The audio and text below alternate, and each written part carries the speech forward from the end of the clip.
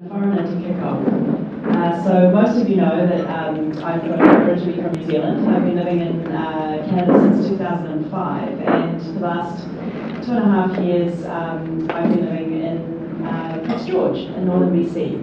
I lived in Vancouver for 5 years before taking up a position as a Canada Research Chair in Health, Ecosystems and Society. And I mention that because those three words are basically what this talk is going to be about, is this interface between health, ecosystems and society and watersheds. My title's a bit cheeky, getting our hands wet and dirty, but I do want to, I am going to be talking about this because there is something about the physicality of this work, about the reality of the real watersheds and real places and getting our hands wet and dirty that is a theme that runs throughout this. So I'm going to be drawing a lot on a project that I've been very involved with Northern Health. It's called the Eco Health and Watersheds in Northern BC project. Many of our colleagues, Martin, Karen, Lars, Reg, others have been involved in this in some way, and you'll hear a little bit about that. So you're going to hear about this idea of watersheds as settings for health, and a number of us have already referred to this, and you probably have already seen floating around, but if you haven't, there is this series of documents that there's one on the table and documents there. That's an idea that some of us have been working on with for a while. I'm going to be emphasising this idea of unusual allies, of the fact that there are synergies and convergences waiting to happen out there for those of us working in watersheds to make connections with other societal objectives. We're also going to be talking about a little bit about the specifics of this, the sense of push and pull in this particular project and what that meant for across sectors. And I'm going to touch on a new Northern Health position, which is really emphasising the need for the health sector to be working in an intersectoral way. This photo is going to come up a couple of times. It is a piece of intersectoral action. This is a group of people from health, from agriculture, from environment, from oil and gas, walking up a hill together in a watershed. And there is something about the act of those people walking up the hill together, having travelled there in a bus, in situ, that is fundamentally important to the kind of learning that we're going to be talking about. So we've heard this a lot. I could spend the whole rest of the talk just on these couple of slides, but just to get a show of hands, where is health in this picture? Not a show of hands, just a suggestion, not Martin. Any thoughts? Yes? Water quality and water quantity. Okay, great. And we've got a glacier up there. We're thinking about long-term water quantity and mountain-fed systems. Yes? Especially like mental health, spending time out in the Excellent. And that's a really important piece here that we're going to emphasise around the lifestyles, the lifescapes dimensions that are happening in watersheds. Where else? Yeah. Yep. The people being together. Yeah, thank you. And so that's really emphasised. We've heard the biophysical, the water quality and quantity. We've heard about health and well-being and mental health and some ideas that you might not normally think about in terms of water. And we were hearing about the social dynamic of actually people doing things together collectively. And you've touched for me on environment, health, community, words that we know we need to deal with together, but we often deal with separately. And so classically, we've talked about health and environment in terms of the environmental media being out there somewhere separate from ourselves. Soil, water, air, things that we get exposed to, and nasty things in the environment might make us sick. But what we're also been hearing a lot about is the environment as a natural resource, which is ultimately a source of livelihoods, of economies, and we're starting to get into whole different dynamics of how this influences health and well-being. When we start to think about ecosystems, we've heard a lot about systems and complexity. Ecosystems is a word that people blank over because it's starting to get a bit messier, and we have been trained to want to have nice, neat, linear relationships, which we also know is not how the world works. And one of the things that I find emphatically is that when we start thinking about past and future generations, that's often when people really get it. Their eyes go a bit glazed over, they start to get a bit twitchy, because this is where the real meaning comes in, when people are talking about what has changed in their generation or since their grandparents, or what may be changing for their future generations and children. And that's where we really get to the meat of some of these issues, and we start talking about 7 generations and other ideas. So the other image didn't really have explicitly some of the more dramatic kind of impacts on the environment. And of course, in northern Canada, there are a lot of images like this. But we have to be remembering that we're dealing with systems interacting. We're dealing with living systems, I need an S on that word, with what is it that actually is allowing the system to be alive, and how, as human beings, which are living systems in ourselves, are we embedded in those living systems? We are animals too. How are we embedded in those systems? We're talking about lifestyles, and we're talking about livelihoods. How are people actually generating their livelihoods, how they earn money from the systems that are around them? And if we fail to be putting that into the picture, we're really missing important parts of our broader health and well-being.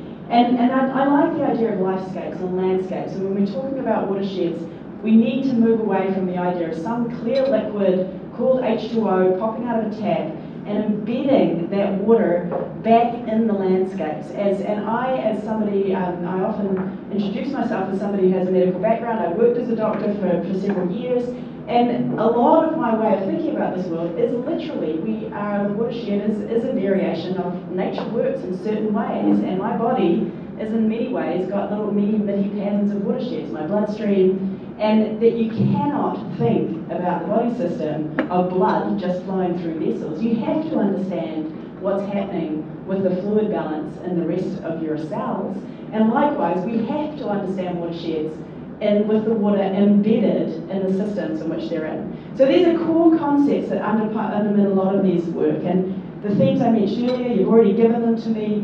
When do we actually put these pieces of the puzzle back together? And a lot of the work that we've been doing is to say that watersheds offer us this kind of opportunity to say these are the things that are interacting in this space.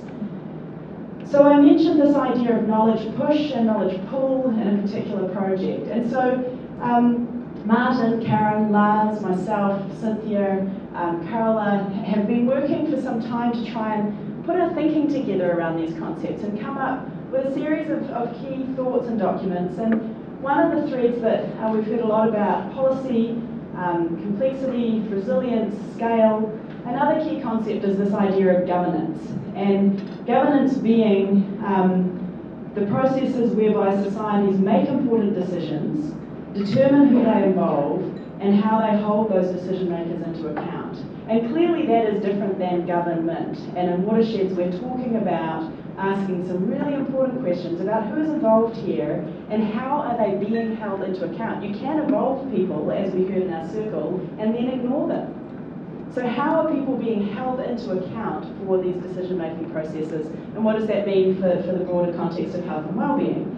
So what we know here is that good watershed governance can lead to a double dividend, where both the social and environmental determinants of health are improved. And so often in the health world, we just take one side of this puzzle or the other.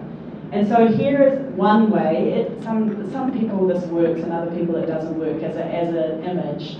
But as an image, we're really talking about this flip-flop between different ways we can understand these connections. And for some people, they'll spend their entire careers on the left-hand side, just looking at the ecosystems and maybe talking about hazardous things nasty things in the ecosystems that might make people sick if they're making a health connection. But there are other people that are also spend their entire careers focusing on the social dynamics that influence health and well-being and never make a connection with the broader environment. And so this work is really trying to be explicit about moving from an idea of hazards and this idea of the environment as bad, which is so fundamentally flawed as a concept when we are creatures that are completely dependent on the environment for our well-being, to a notion of the environment as home. And when we use a word like home, we put people back in the landscape and we stop the environment being something out there, and this is the place where we live our lives. This is where we unfold as creatures with our families, with people, and that we do the connecting thing that can also be so profoundly important for our health and well-being. So my work is really, I'm always interested in how we can make these connections. This is where the double dividend can come in. If we're actually, a lot of the work that we've done is trying to highlight, as Karen gave us multiple examples of where you can start making these connections across the ecological and the social to see a combined and a co-benefit that we might not otherwise see. So I wanted to just put this comment up in the resilience theme This is from a paper actually written about catchments. I think it's really important to mention, I grew up in New Zealand where we don't use the word watersheds, we use the word catchments. And I think that's helpful to remember, is that there are many different words for a watershed. There's catchment, there's a river basin, there's a cuenca hydrographica, and that's because it's so fundamental. This is how water works everywhere. But in this idea, so in the catchment context, it originally said, promotion of health and resilience can converge towards a common goal, to cultivate enduring capacity to respond positively to change and challenges. Now, Martin and I can have a long discussion about this because there's probably a little bit of a value word there, is positively, and sometimes we may actually move to a different state that isn't necessarily positive. But the point is, can you be healthy when you have a disease? This is a very interesting and fundamental idea. Can we have healthy, resilient systems when we have levels of dysfunction? And yes, we can. We can be healthy when we have a disease. It's not just the health is not just the absence of disease. It is about, as a compilation of so many different things, about our ability to actually function, adapt, and engage in our future in a meaningful way. So we could spend a lot of time just on that little concept. But in terms of these ideas and a pull to those in northern BC, I landed in Prince George, which is absolutely, I learned straight away to say that I was not from the north. Prince George is at the bottom of the northern half of British Columbia, and it is very much not in the north, but it is at the bottom of the north. So I'm in the south of the north. and the north is, from a health point of view, is governed by Northern Health, which is an area the size of France. We're talking big areas with a population of about 300,000 people. And so, these are sort of complicated ideas to even imagine thinking about governing in that context. And then I just want to make a hook back to the Fraser Basin Council, because that's another very large example of how a health boundary doesn't match a watershed boundary, but we're talking about some kind of similarly large systems here. And I happen to live just about 40 kilometres south of the very northern border of the Fraser Basin. So north of me, it's the Arctic Divide and everything flows north into the Peace system and elsewhere. So I do live in this system, and it's one that